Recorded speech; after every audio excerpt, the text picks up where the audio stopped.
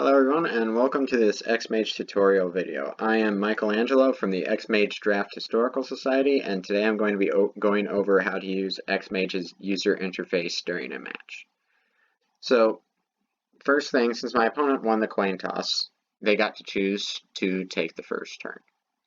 So now I need to decide whether to keep this hand or mulligan down to 6 cards. This hand looks pretty okay, so I am going to keep it. I've got 2/2 drops, I have a 3-drop, and both my colors of mana in this blue-red deck. So I'm going to keep this hand. The next thing, and probably the most important thing that I'm going to be going over, is skips in using XMage. So if you notice, I have to click on each step of priority to pass if I'm not using the skips.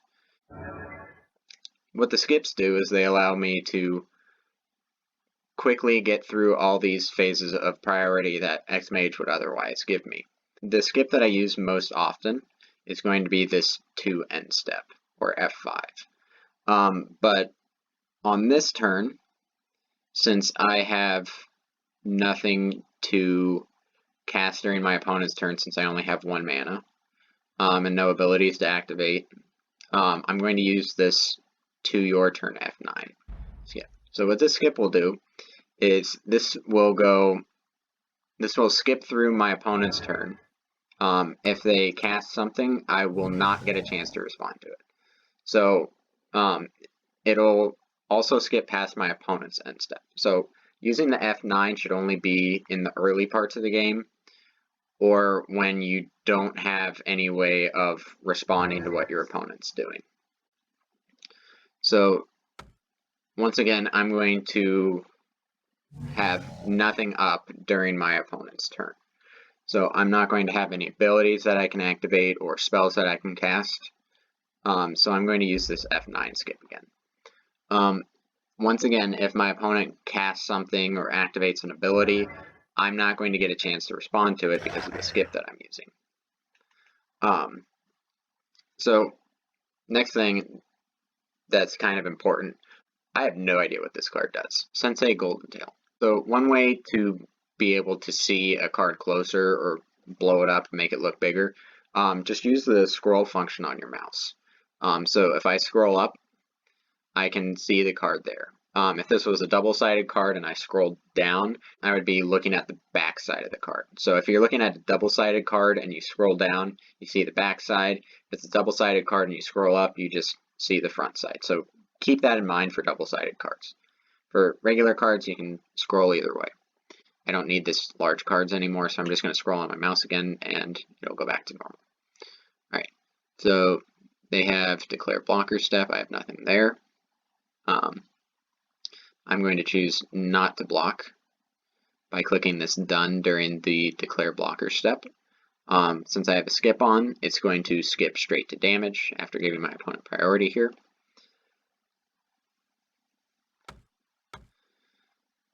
Alright.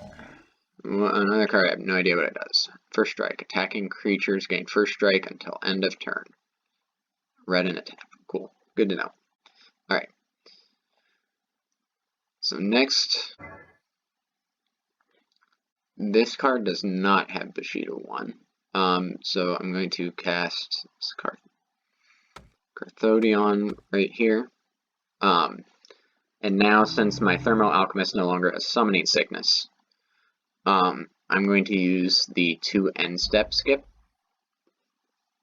So what this skip will do is this skip will give me the chance to respond anytime my opponent casts a spell or activates an ability. So right here, they're attacking with a Bushido 1 creature. So if I blocked with my Cathodion, it could trade if it weren't for this Coal Flinger right here, which can give it first strike and just kill my Cathodion. So I'm going to choose not to block here again. Okay, I cast another spell. It gave me a chance to respond. Now at my opponent's end step, I can tap my Thermal Alchemist, hit my opponent for 1. The other skip that I use fairly often, this is probably my third most used skip, is this 2 main step skip.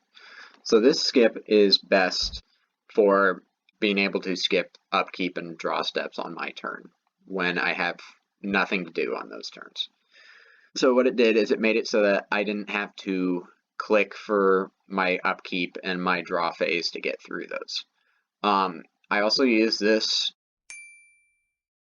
in order to stop the turn on my opponent's first main phase if I've got an ability that I want to activate before combat.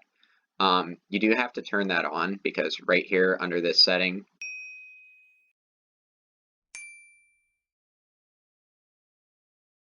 skip to main F7, stop on any main steps, or stop only on your main steps. This is off by default, so do keep that in mind if you're going to use the F7 2 main step skip. So next, I got to take my turn here. I'm going to cast Thermo Alchemist. I'm not going to attack, so I'm going to say no attackers. I use the 2 main step skip, which is also pretty useful for just skipping through combat if you don't have any combat tricks after you declare attacks or something. And I'm just going to go to my opponent's first main step. So I'm doing this in case my opponent does something during combat that I want to respond to, or maybe if they kill my Carthodion somehow. Alright, so my Carthodion's tapped down. Opponent's going to attack here.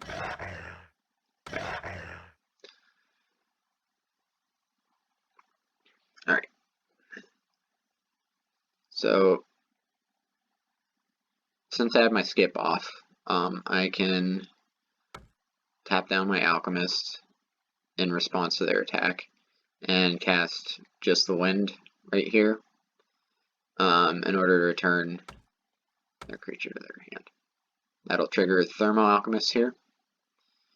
So if you notice, XMage does make you click on each item on the stack if you don't have a skip on during the stack. So often I will use this skip stack F10 button over here in order to skip those larger stacks and avoid having to deal with clicking through like 3, 4, sometimes 5 abilities or spells on the stack. Once again, I'm not going to attack. I'm just going to skip to end step here.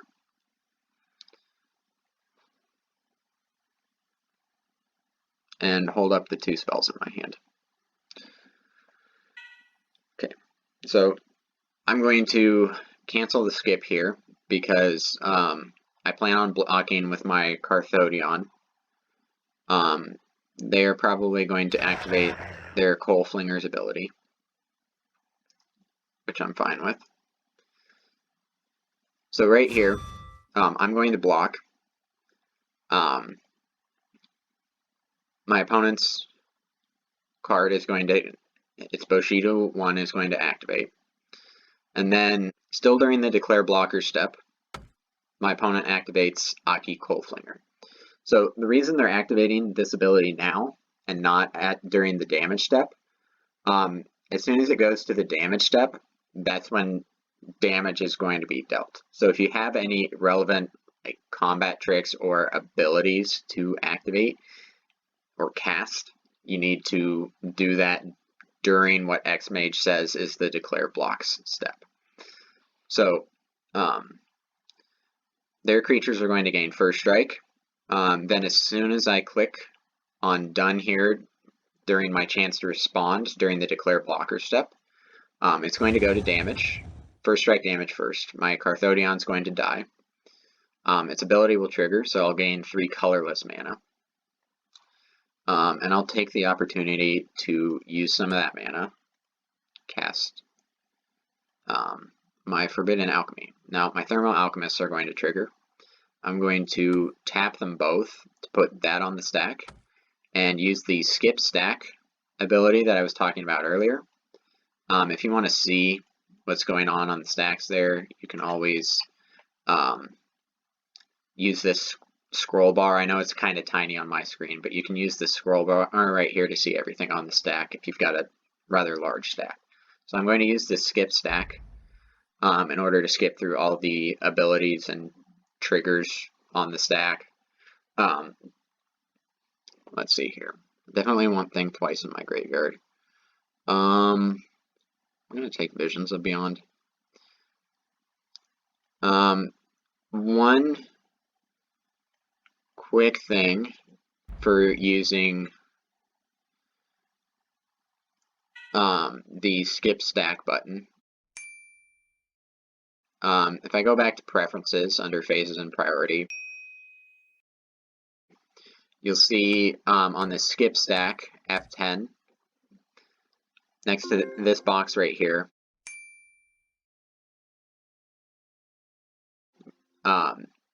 it'll say stop on new objects added to the stack. So that's when, if my opponent activates an ability or casts a spell while I'm trying to skip the 5 trigger stack, this will let me respond to it if I want to respond to it. If I have this off, which I believe is the default, then I would not get the chance to respond to my opponent's casting a spell or activating an ability while I have something on the stack. Opponent is casting Samurai again, so I am going to tap down my Alchemist and counter it with my Rune Snag.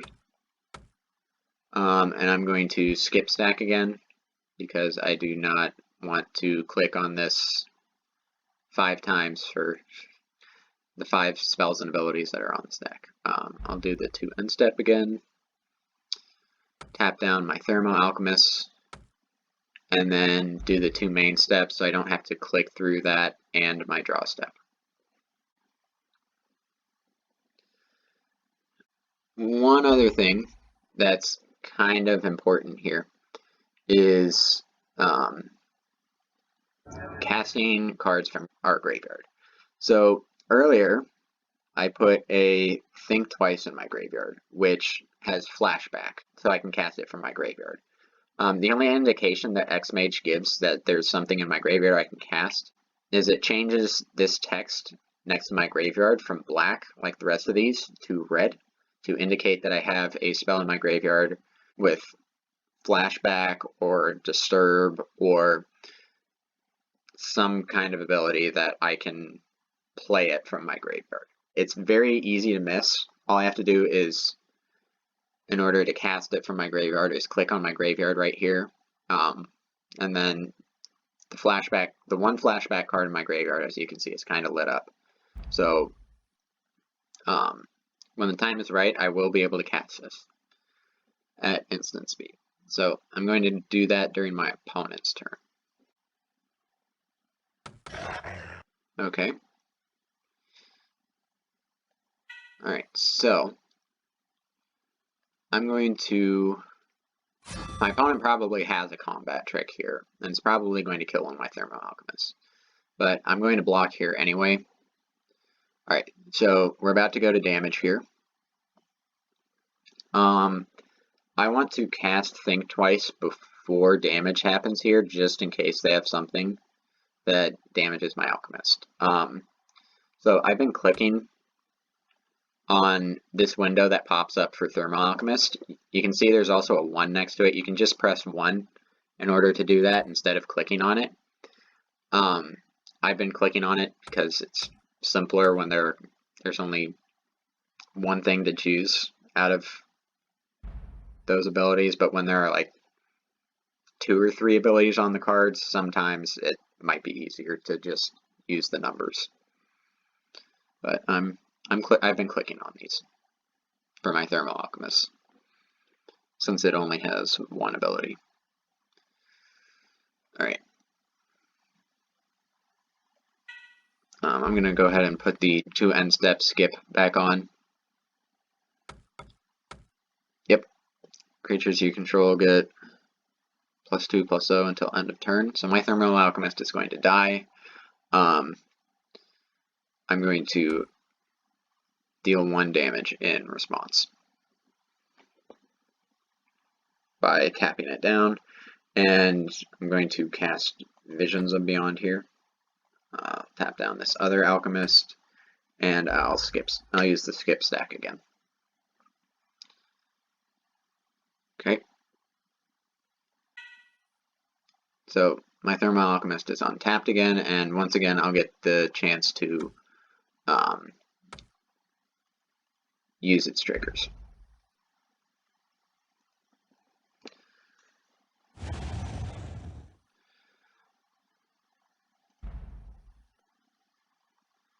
Alright, so since I lost the last game, I'm going to get to choose whether I get the play or the draw. In order to do that, I would click on my username if I want the play, and I'd click on my opponent's username if I want the draw. I want the play for this game, so I'm going to click on my username to give myself the play. This hand doesn't look very good, so I'm going to choose to mulligan down to 6 cards since I'm missing blue mana here. So I'm going to click mulligan. Now before I get the chance to decide whether I mulligan or keep this hand, I have to choose which card to put on the bottom.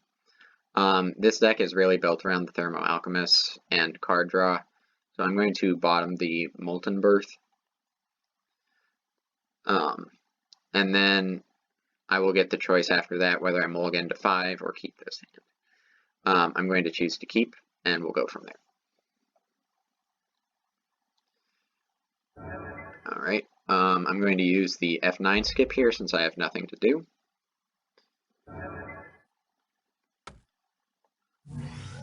Oh, 1 drop, okay.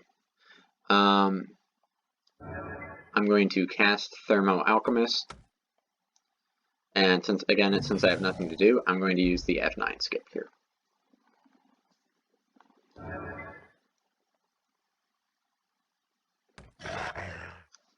Alright, they probably have something. I'm going to go ahead and not block.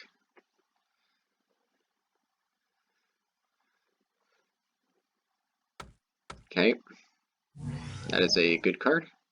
I'm going to use the 2 main step in order to skip those extra clicks.